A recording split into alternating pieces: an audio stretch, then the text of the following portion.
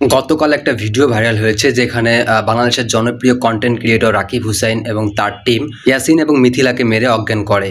আচ্ছা, আপনার হাত কি ভেঙে গেছে? পায়েও দেখছি ক্ষত পায়ে হয়েছে। মোচড় খাইছে, আর যেহেতু ও বাইকের উপর থেকে পড়ছে তো একটু ছিলে গেছে, যেহেতু পাকা রাস্তা, আর এই হাত তো আমি লাগাতে পারছি না। এই রাকিবের ব্যাপারেই হচ্ছে যে ডিবিতে কমপ্লেন করা আছে সাইবারে। ওনাকে তো ওনারা পাচ্ছে না খুঁজে, ওনারা কল দিচ্ছে প্রতিনিয়ত, কিন্তু ও মানে কাকে রিসিভ পাচ্ছে না? রাকিব পলাতক। হ্যাঁ, রাকিব পলাতক। তো এতে মোটামুটি মিথিলার হাতও ভেঙে যায় এবং পায়ের মধ্যেও মোটামুটি বেশ একটা আঘাত পায়। তো এরপর আসলে ইয়াসিন মিথিলা আইনি কারবারে চলে যায়, মামলা করে। অলরেডি রাকিবের নামে তার আগে থেকেই একটা মামলা করেছে, যে কারণে পুলিশ তাকে খুঁজছে, কিন্তু সে পালিয়ে বেড়াচ্ছে এমনটি আমরা শুনতে পেলাম। আপনারা হয়তো জানেন যে এই ইয়াসিন মিথিলা কিন্তু একসময় রাকিবের টিম মেম্বার হিসেবে কাজ করতো, তাই না? আমরা কিন্তু রাকিবের টিমে কিন্তু এদেরকে দেখতাম, কেননা তারা টিম মেম্বার ছিল।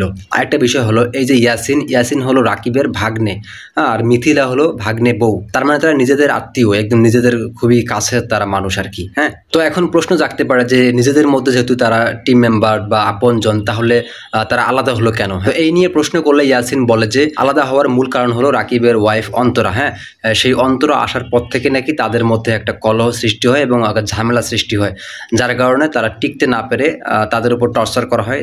এই জন্য তারা টিকতে না পেরে তারা আলাদা হয়ে যায় আর কি। মূলত ইয়াসিন এটাই বললো, যেটা আমরা শুনতে পেলাম। তো কাল থেকে তো ইউটিউব ফেসবুকে এই ইয়াসিন মিথিলার মারামারি যে ভিডিওটা ট্রেন্ডিং এ আছে আর কি, এই নিউজটি। হ্যাঁ, যদিও কালকে এটা নিয়ে কোনো ভিডিও করতে পারিনি, আমি একটু ব্যস্ত ছিলাম।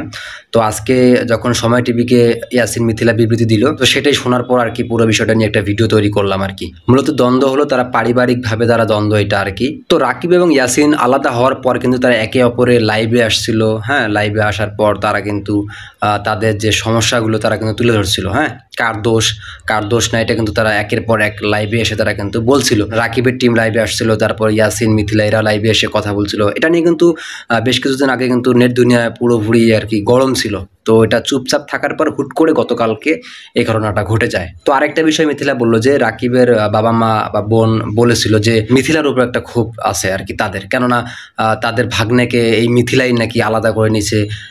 এই মিথিলাই নাকি তার ভাগ্নেকে আর কি বিভিন্ন কুচক্র বা কুমন্ত্রণা দিচ্ছে, এ ধরনের একটা কথা আমরা শুনতে পেয়েছি। এই কারণে নাকি মিথিলার উপর আক্রমণটা করে বসেছে। তবে হ্যাঁ, এটাও একটা কারণ হতে পারে, এবং আরও হয়তো বা কারণ থাকতে পারে, যেটা আমরা একে একে জানতে পারবো। তবে একটা বিষয় আমি বলবো যে পাবলিক প্লেসের মধ্যে জনপ্রিয় কন্টেন্ট ক্রিয়েটরের টিম মেম্বার বা তাদের লোক এভাবে পাবলিক প্লেসে এসে কারো গায়ে হাত দেয়া, কারোর সাথে খারাপ আচরণ করা, এটা আসলে কোনোভাবে মেনে নেওয়া যায় না। হ্যাঁ, যেহেতু তিনি বাংলাদেশের মধ্যে একজন জনপ্রিয় কন্টেন্ট ক্রিয়েটর এবং এক নম্বর মধ্যেই আছে।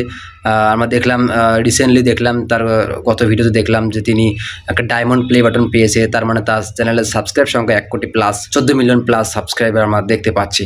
তো এই ধরনের এত জনপ্রিয়, এত সম্মানিত একজন কন্টেন্ট ক্রিয়েটর হওয়া সত্ত্বেও এই ধরনের কাজগুলো যে তারা করে, এটা আসলে মানতে পারতেছি না। আপনাদের নিজেদের সমস্যা আপনারা ঘরোয়াভাবে সমাধান করবেন, এটাই আমরা চাইবো। তো মিশিমিশি আসলে নেট দুনিয়ায় বা সোশ্যাল মিডিয়ায় এই ধরনের যে কার্যকলাপগুলো আপনারা করতেছেন, এটা আসলে ভালো দেখা যাচ্ছে না। আপনাদের সমস্যা আপনাদের নিজেদের মধ্যে সমস্যা, যেহেতু আপনারা এটা পারিবারিকভাবে এটা সমাধান করার চেষ্টা করবেন, এটাই আমরা দর্শক হিসেবে চাইবো। তো দর্শক, রাকিবের টিম মেম্বাররা বা রাকিবের লোক যেটাই বলেন না কেন, তারা যে এই কাজটি করলো, ইয়াসিন মিথিলার উপর যে হামলাটি করলো, এই বিষয়টা আপনি কতটুকু ভালো চোখে দেখতেছেন, এই বিষয়টা আপনি একটু কমেন্ট করবেন। হ্যাঁ, তো আসেন ভিডিওটি আমরা শেষ করি। ভালো থাকবেন, আল্লাহ হাফেজ।